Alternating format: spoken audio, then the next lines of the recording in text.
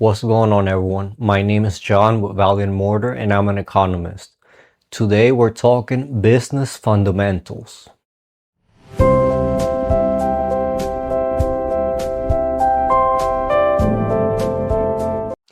Last time we compared 3 ways to become a business owner: start one, buy one, or invest in one through the stock market. Those paths can look completely different from the outside, but once your capital is tied to a business, the core job is surprisingly similar. Understand what the business earns, what it keeps, where the cash goes, and how much financial pressure sits on top of it. A company can grow revenue and get weaker. It can report a profit and still have a cash problem. It can show strong cash flow for 1 year because it stopped investing in something it'll need later. And debt can turn a temporary slowdown into a much harder problem.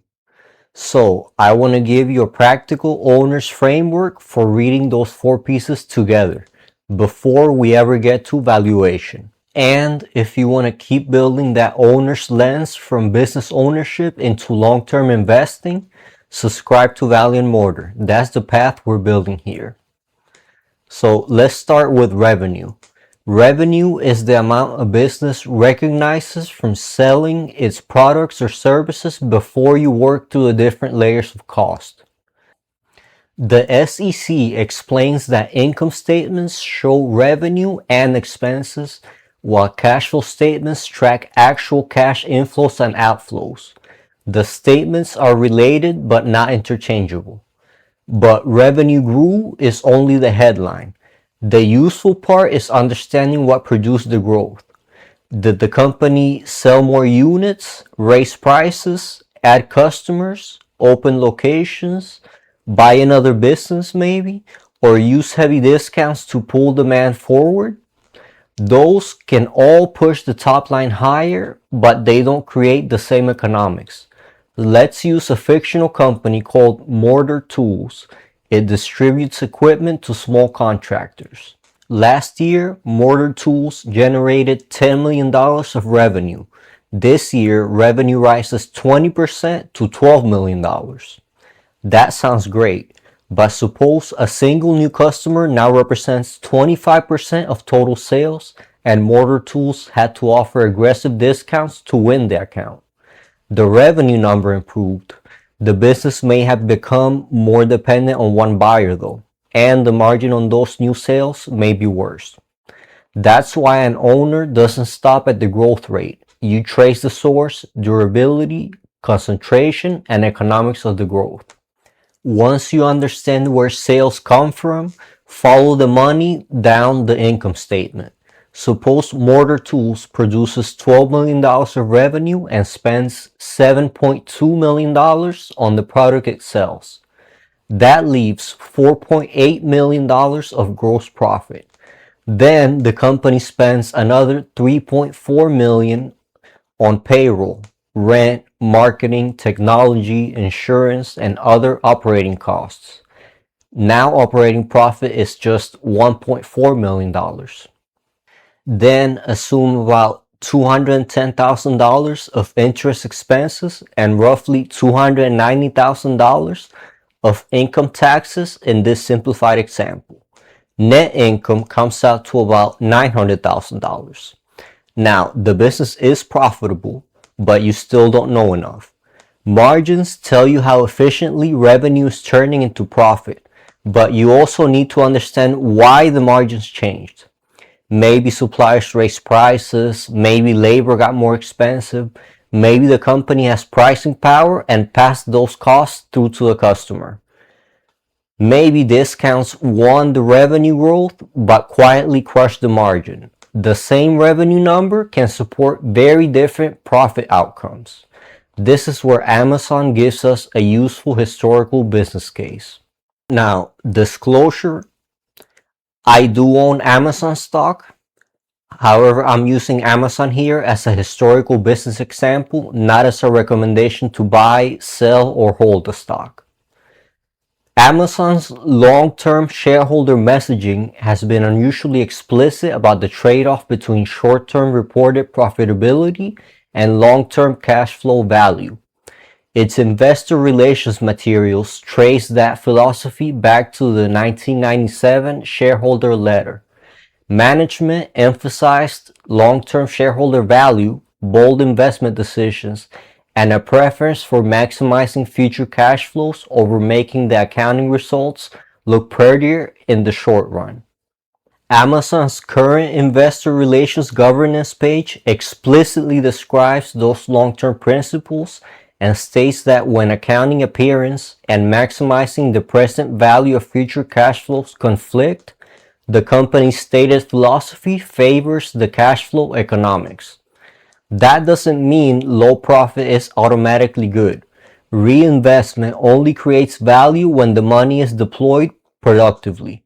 The point is that a serious owner needs to understand what's behind the reported profit.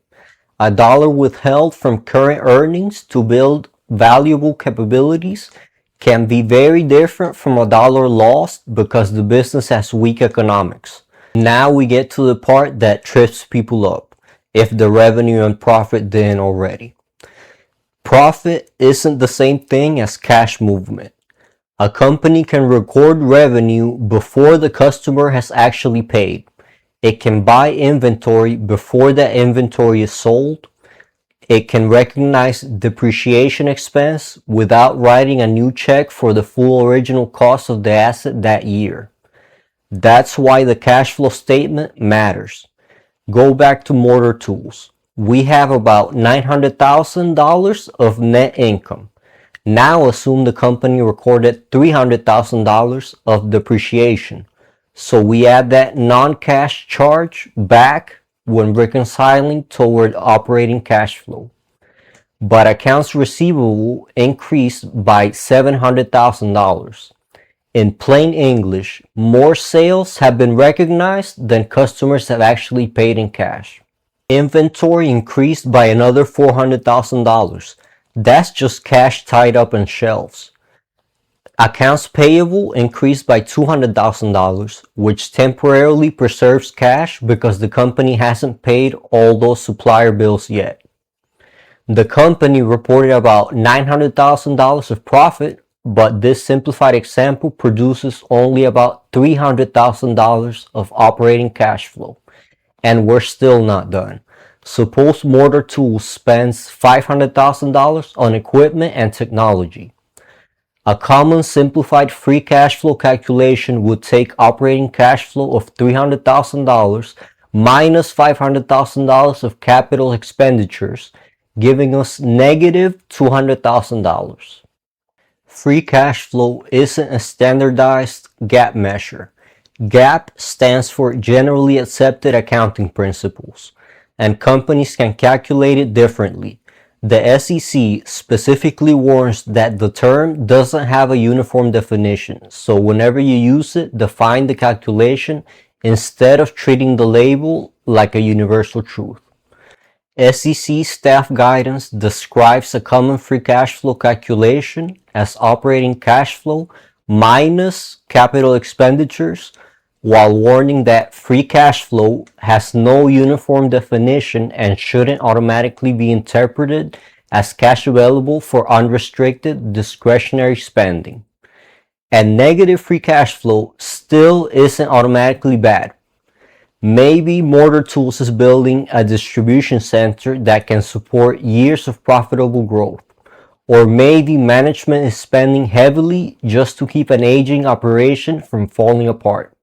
Same cash outflow, very different owner economics. That distinction is exactly why Warren Buffett's 1986 Berkshire Hathaway shareholder letter fits this lesson so well. Buffett described what he called owner earnings.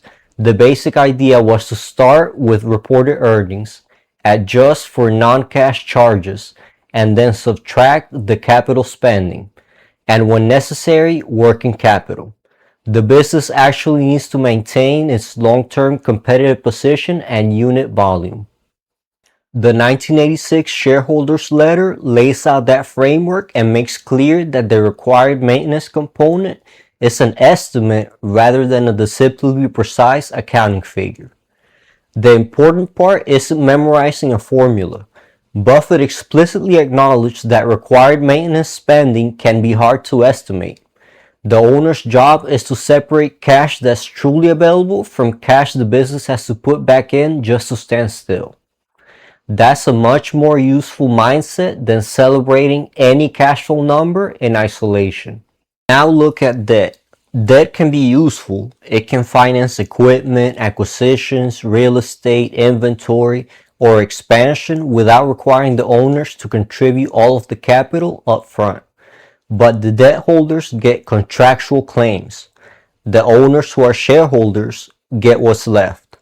Suppose Mortar Tools has $3 million of debt at an assumed average interest rate of 7%.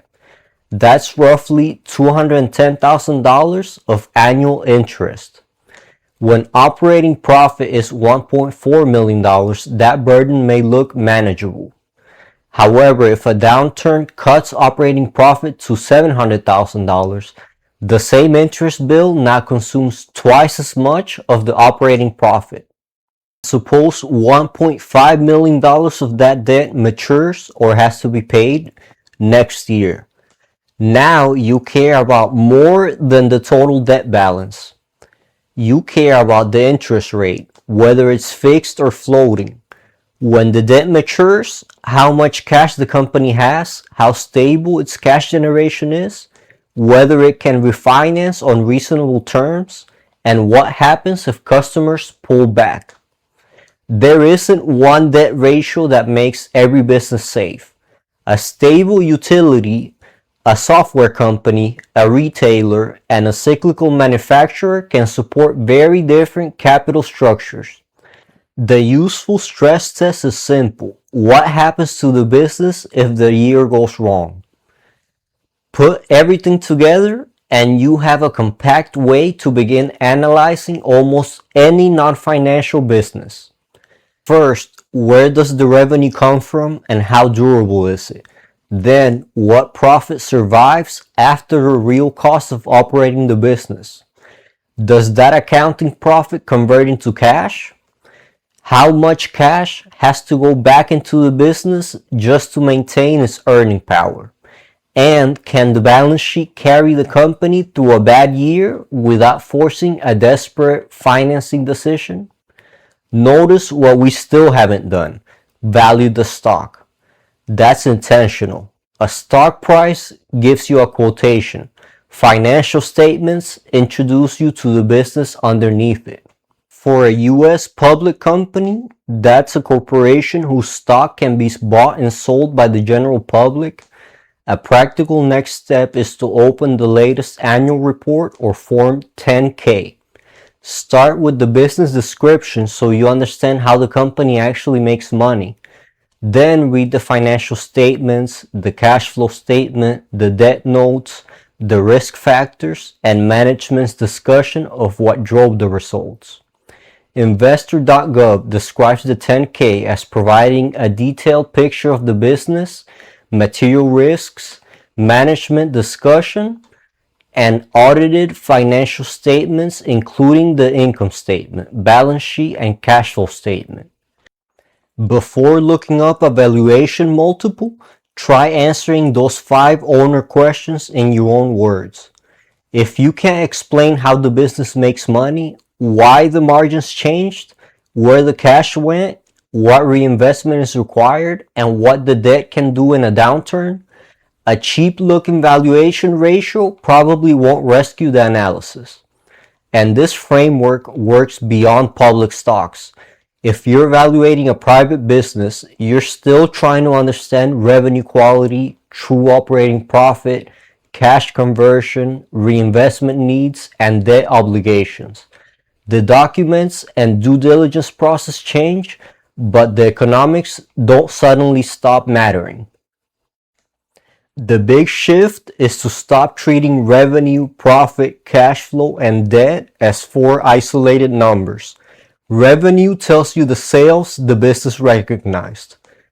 Profit tells you what survived the costs recognized in that period. Cash flow shows how the actual cash moved and how much capital the operation absorbed. Debt tells you how much of the future already has a contractual claim attached to it. Read them together and you start seeing the company the way an owner should. For your next step, pick one business you already understand as a customer. Before you look at the stock price or valuation, write down your answers to the 5-question owner test. Then open the filing and see where your assumptions were right and where the business surprises you. For the next video, we're taking a quick detour into real estate and applying the same owner mindset to a rental property. Income, expenses, cash flow, and debt. It should help you gain a better understanding of what we discussed today. After that, we'll come back to the business ownership series and move from reading the numbers to judging business quality, that is, modes, pricing power, and returns on capital. Subscribe if you want to follow the whole ownership path instead of learning finance as a collection of disconnected tricks. And drop a comment with the one company you think would make a good practice case for this framework. This has been John with Value and Mortar signing off.